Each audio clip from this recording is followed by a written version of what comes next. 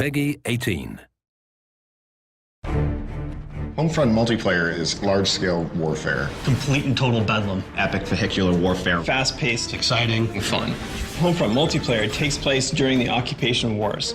This is the time when the Korean army was invading the US after a deadly EMP attack and cyber attack. The remnants of the US military are kind of off, still trying to hold on and fight off the Korean invasion as best they can. The battles really take place in various locations, from suburban cul-de-sacs to department stores to a highway interchange, so you get to experience a wider swath of America.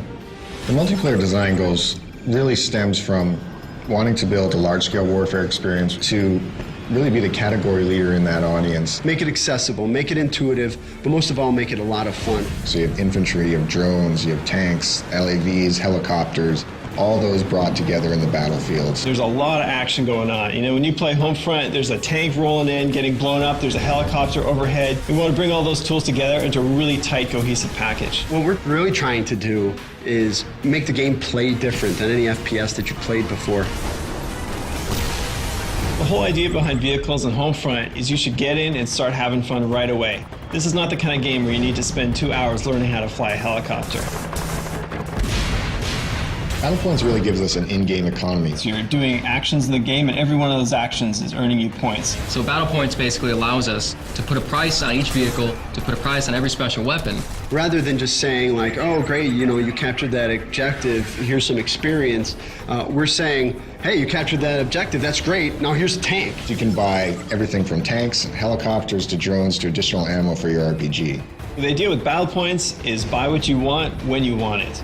So if you're fighting a vehicle and you need a new rocket launcher, you can pick one up right on the fly. The near-future setting for Homefront gives us the ability to bring in some near-future technology like drones. What drones add to the game is a lot of new and interesting types of ways to fight your enemy and to fight them without putting yourself at risk. I may spawn in the game initially and deploy my recon drone, and I start marking different targets.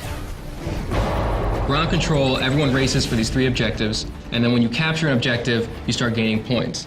Now, when you gain enough points, it'll actually push the whole line over to the enemy section.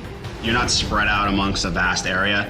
You feel the infantry-style combat, that intense battle for the objective points, as well as have the epic vehicular warfare reigning in.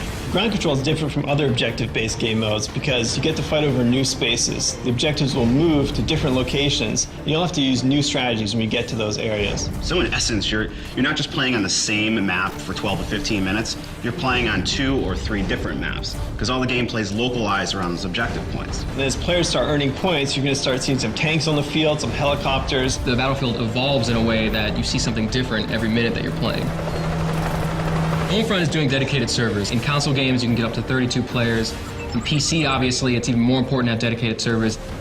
After Homefront ships, I'm probably gonna kick back by playing Homefront and destroying noobs online. It's interesting, as a developer, you have pretty much like one day where you know a lot more than everyone else at the game. After that one day, you're getting your ass kicked like everyone else.